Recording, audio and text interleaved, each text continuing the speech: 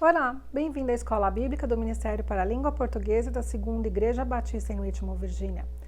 Estamos estudando O Tempo Está Próximo sobre o Apocalipse e a aula de hoje tem como título O Povo de Deus na Terra e no Céu.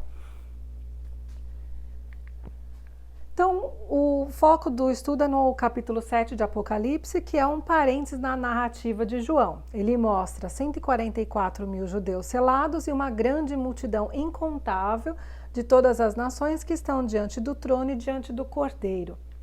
Então, o foco da nossa lição de hoje é a nossa identidade como filhos de Deus. Então, nós sabemos que o povo de Deus começou com uma nacionalidade, começou com uma pessoa, com o chamado de Abraão. E a partir de Abraão, ele selecionou a descendência de Abraão para ser o povo dele. E nós sabemos que a função do povo de Israel era para ser luz para as outras nações, para serem sacerdotes, ou seja, fazerem a ponte, trazer essas pessoas para Deus. E nós sabemos que eles falharam, tanto eles como o povo em si, né, nessa missão para os outros e para si mesmo. E Deus levantou vários profetas para colocar o povo na linha.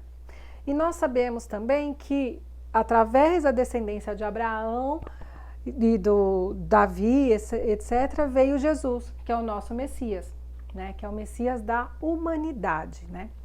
E ele morreu na cruz, no meu lugar e no seu lugar. Dá a impressão que a história dos judeus acabou aqui, né? Por quê? Porque João fala, né? Depois da morte, João fala que Jesus veio para os seus, mas os seus não o receberam. Mas todo aquele que o receber, deu-lhes o poder de serem chamados filhos de Deus, a saber os que creem no seu nome, no nome de Jesus. Então, a partir disso, a salvação foi aberta a todas as nações. Nós lembramos, quando a gente lê o Antigo Testamento, que parece que tinha como se fosse só um temperinho, né? Dos gentios ali recebendo a salvação. Você tem relatos como Raabe, Ruth, né, que eram gentias e se convertem e agregam ao povo de Deus. Nós temos a conversão de Nínive, né, pela pregação de Jonas.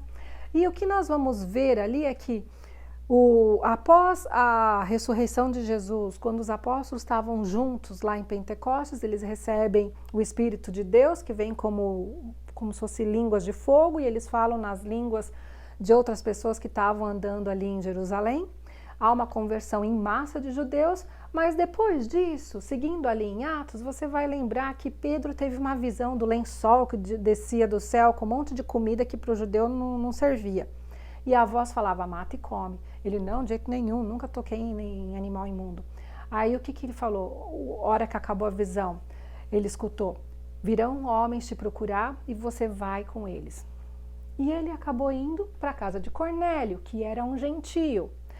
E você sabe que a tradição falava que o judeu não podia nem entrar na casa do gentio para não cair no perigo de comer qualquer comida contaminada, né? E o que acontece que lá em Cornélio, na casa de Cornélio, Pedro presenciou, após ele explanar sobre a salvação, ele presenciou a mesma coisa que aconteceu quando os apóstolos estavam juntos, né? Com exceção do fogo, mas o falar em línguas aconteceu na casa de Cornélio. E ali ele entendeu e depois ele explicou para os outros apóstolos, né?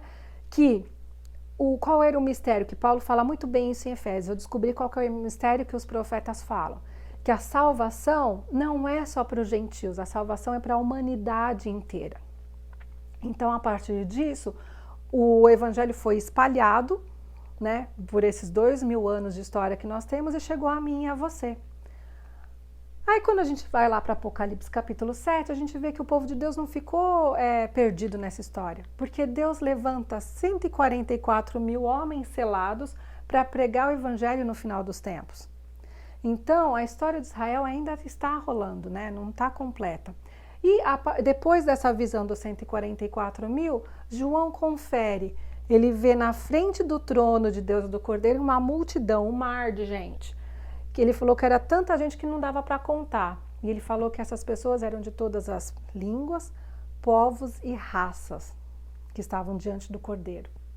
Então, isso significa que nós fomos alcançados. E eu pergunto para você, será que você se encontra nessa multidão? Não importa se você é judeu ou gentil, O importante é se você estará aqui ou não. Jesus falou: eis que estou à porta e bato. Se alguém ouvir a minha voz e abrir a porta, entrarei em sua casa, cearei com ele e ele comigo. A porta aqui é a porta do nosso coração e a casa é a sua vida. Aí fica a questão para você resolver se você vai permitir que o Senhor Jesus entre e faça morada no seu coração.